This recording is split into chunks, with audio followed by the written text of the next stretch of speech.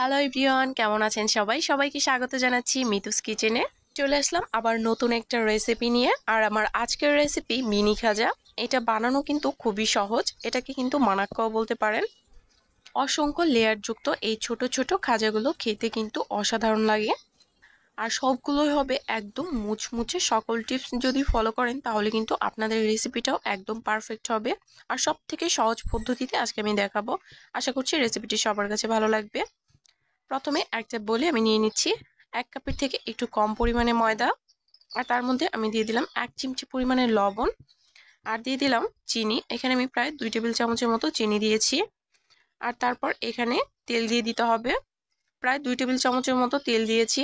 এখন এই সবগুলোকে একসাথে খুব ভালোভাবে মিশিয়ে নিতে হবে। মেশানো হয়ে গেলে যখন হাত দিয়ে মুঠ করবেন একাই কিন্তু ভেঙে যাবে না, হালকা একটু চাপ দিলে ভেঙে যাবে। ঠিক ওই পর্যায়ে আমি এখানে দিয়ে দিচ্ছি জল। রুম টেম্পারেচারে থাকা জল দিয়ে কিন্তু আমি ডোটা করেছি। আর এই ডোটা কিন্তু খুব বেশি শক্তও হবে না, আবার খুব বেশি নরমও হবে না। অল্প অল্প জল দিয়ে ডোটা করে নিতে হবে। এই তো ডোটা কিন্তু আমি করে নিয়েছি। এখন এটাকে আমি রেস্টে রেখে দেব 30 মিনিটের জন্য। আর এই ফাঁকে কিন্তু আমি শিরাটা করে নেব। এর জন্য চুলায় আমি একটা প্যান বসিয়ে দিয়েছি। আর এর মধ্যে দিয়ে দিলাম আমি হাফ কাপ পরিমাণ চিনি। হাফ কাপের থেকে একটু পরিমাণ কম আছে। আর তারপর এখানে আমি দিয়ে দিলাম হাফ কাপ জল। শিরাটা কিন্তু খুব বেশি ঘন করা যাবে না, এই খাজাগুলোর জন্য কিন্তু শিরাটা আমি পাতলাই রাখবো। আর এখানে আমি দিয়ে দিলাম লেবুর রস। লেবুর রসটা কিন্তু দিতেই হবে, তাহলে কিন্তু শিরাটা জমে যাবে। চিনিটা গলে গিয়ে যখন খুব ভালোভাবে বলক চলে আসবে 2-1 মিনিট জাল করে কিন্তু শিরাটাকে নামিয়ে ফেলতে হবে।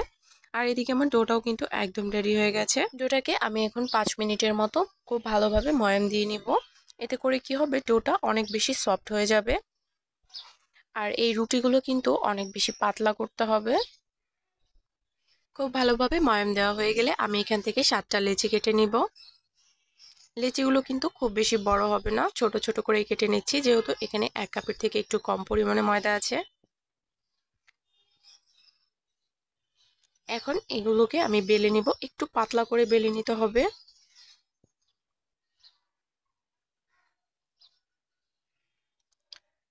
আমি এখানে ময়দা দিয়ে বেলে নিচ্ছি, তবে হাতের কাছে যদি কর্নফ্লাওয়ার থাকে অবশ্যই কর্নফ্লাওয়ার দিয়ে বেলে নেওয়ার চেষ্টা করবেন, তাহলে কিন্তু রুটিটা অনেক বেশি পাতলা হবে। আমি আজকে ময়দা দিয়ে বেলে দেখাচ্ছি। সেম ভাবে আমি সবগুলো রুটি বেলে নিব। আর তারপর একটা বাটির মধ্যে নিয়ে নিচ্ছি প্রায় 3 টেবিল চামচের মতো তেল। আর তারপর এর মধ্যে আমি দিয়ে দিব কর্নফ্লাওয়ার। এখানে কর্নফ্লাওয়ারের পরিবর্তে ময়দাটাও দেওয়া যাবে। আমি এখানে প্রায় 2 টেবিল চামচের মতো কর্নফ্লাওয়ার দিয়েছি। আর এটাকে খুব ভালোভাবে মিশিয়ে নিচ্ছি। ঠিক এরকম একটা মিশ্রণ তৈরি করে নিতে হবে। মিশ্রণটা একটু ঘন হয়েছে, আমি আরো সামান্য একটু তেল দিয়ে একটু পাতলা করে নিচ্ছি। এই তো এখন কিন্তু মিশ্রণটা একদমই পারফেক্ট। ঠিক এরকম একটা মিশ্রণ তৈরি করে নিতে হবে। তারপর একটা করে রুটি নিব, আর তার উপরে আমি সেই তেল আর কর্নফ্লাওয়ারের মিশ্রণটা দিয়ে দিব। পুরো রুটিতে কিন্তু দিয়ে দিতে হবে, একটু বেশি পরিমাণে দিতে হবে, যেন লেয়ারটা লেগে না যায় কোনোভাবে, সবগুলো লেয়ারই যেন বোঝা যায়। সেম ভাবেই কিন্তু আমি কাজটা করব। একটার পর একটা রুটি দিব আর সেই তেল আর কর্নফ্লাওয়ারের মিশ্রণটা দিব। এইভাবে কিন্তু আমি 7টা রুটি দিয়ে দিব। যে কোনো রেসিপিতে যদি লেয়ার করতে চান তাহলে কিন্তু অবশ্যই এই টিপসটা ফলো করতে পারেন। এভাবে করলে কিন্তু লেয়ারগুলো অনেক সুন্দরভাবে বোঝা যাবে, আর প্রত্যেকটা লেয়ার কিন্তু একদম পারফেক্ট হবে। আমি কিন্তু সেম ভাবে সবগুলো করে নিচ্ছি। আর সব শেষে যে রুটিটা থাকবে তার উপরেও কিন্তু আমি সেই মিশ্রণটা দিয়ে দিব। আর তারপর কিন্তু এই রুটিটাকে ভাঁজ করে নিতে হবে। প্রথমে দুইটা সাইড থেকে এভাবে ভাঁজ দিয়ে দিব। আর তার উপরেও কিন্তু তেল আর কর্নফ্লাওয়ারটা লাগিয়ে দিচ্ছি। এতে করে কিন্তু প্রত্যেকটা ভাঁজেই একদম লেয়ার হবে। হালকা হাতে আমি চেপে দিচ্ছি। এখন আরো ভাঁজ দিয়ে দিচ্ছি, দুই সাইড থেকে নিয়ে ঠিক এইভাবে ভাঁজ দিয়ে এখন এটাকে বেলে নিতে হবে।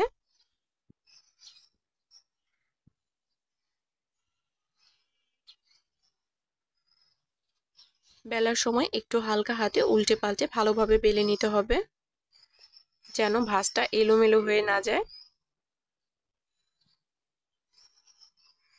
আর এই রুটিটাকে কিন্তু রাউন্ড শেপে আমি বেলে নিব না, চতুর্ভুজ আকারে বেলে নিব। এতে করে কিন্তু প্রত্যেকটার সাইজই একদম সমান হবে কাট করার পরে। এই তো আমি সম্পূর্ণটাই কিন্তু বেলে নিয়েছি। আর চার সাইডের যে কর্নারের অংশটা সেটা কিন্তু আমি বাদ দিয়ে দিব কেটে। তাহলে কিন্তু প্রত্যেকটা খাজাই একদম সমান সাইজের হবে। এই খাজাগুলো কিন্তু অনেক বেশি নরম হয়।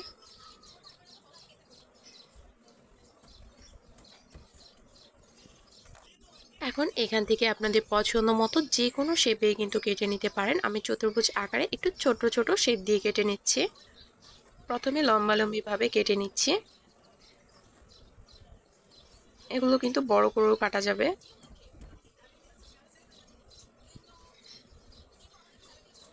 আর সাইডের যে অংশটা কেটে বাদ দিয়ে দিয়েছি সেটাও কিন্তু কাট করে ভেজে নিতে পারেন। সেই অংশটাও কিন্তু আমি ফেলে দিইনি, সেটাও কিন্তু ভেজে নিয়েছি। যাই হোক, আমি কিন্তু এখন চতুর্ভুজ আকারে শেপটা দিয়ে দিচ্ছি, দেখে বুঝতে পারছেন।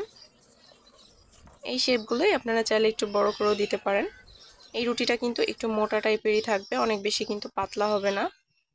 যেহেতু এখান থেকে অনেকগুলো লেয়ার হবে আর অনেকগুলো রুটিও একসাথে করে দেওয়া, অতএব একটু মোটাই থাকবে। এখন এগুলোকে ভেজে নেওয়ার পালা। আমি সবগুলো একটা প্লেটে তুলে নিচ্ছি। আর তারপর কিন্তু আমি প্যানে তেল গরম করে নিয়েছি। তেলটা গরম হয়ে যাওয়ার পর কিন্তু এক এক করে আমি এই খাজাগুলো দিয়ে দিচ্ছি।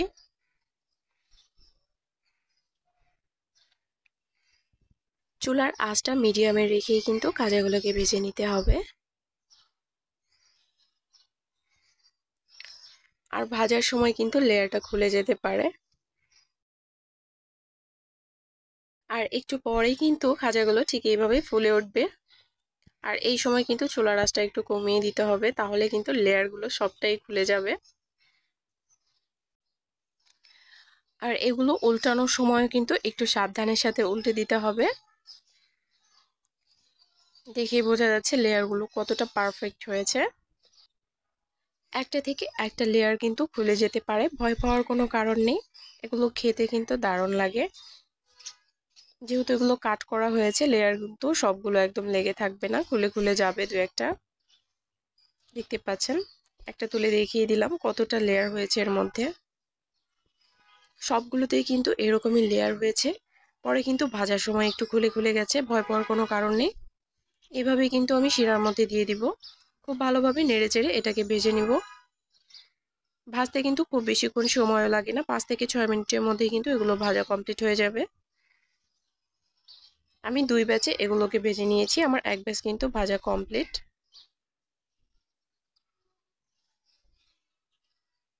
প্রথম ব্যাচটা আমি তুলে নিয়েছি, তারপরের ব্যাচে কিন্তু অল্প কয়েকটা ছিল, এগুলোকে ভেজে নিচ্ছি। পরের ব্যাচেরগুলো ভাজতে কিন্তু খুব বেশিক্ষণ সময় লাগে না।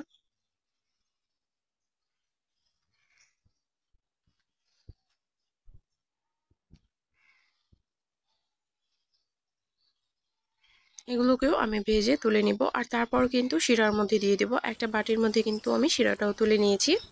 তারপর এই শিরার মধ্যে দিয়ে হালকা একটু নাড়াচাড়া করেই কিন্তু এগুলোকে তুলে ফেলতে হবে। মিষ্টি মিষ্টি এই খাজাগুলো খেতে কিন্তু অসম্ভব মজাদার। আর শিরাটা যেহেতু এখানে অনেকটাই পাতলা, মিষ্টিটা কিন্তু একটু হালকা মিষ্টি হবে।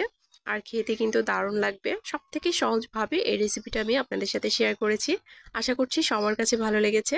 ভিডিওটি যদি কোনো অংশে একটুও ভালো লেগে থাকে তাহলে অবশ্যই চ্যানেলটি সাবস্ক্রাইব করে পাশেই থাকবেন। আর যারা অলরেডি করেছেন তাদেরকে অসংখ্য ধন্যবাদ। এখন আমি আপনাদেরকে ভেঙে দেখিয়ে দিচ্ছি যে ভেতরেও কতটা পারফেক্ট হয়েছে, কতটা মুচমুচে হয়েছে। একটা চাপ দিলেই কিন্তু একদম সবগুলো ভেঙে যাচ্ছে। সকল টিপস যদি ফলো করেন আপনাদের রেসিপিটাও কিন্তু একদম পারফেক্ট হবে। কারো কোনো প্রশ্ন থাকলে অবশ্যই কমেন্ট করতে পারেন, আমি কিন্তু সবার কমেন্টেরই রিপ্লাই দেই। সবাই ভালো থাকবেন, দেখা হবে নতুন কোনো ভিডিওতে।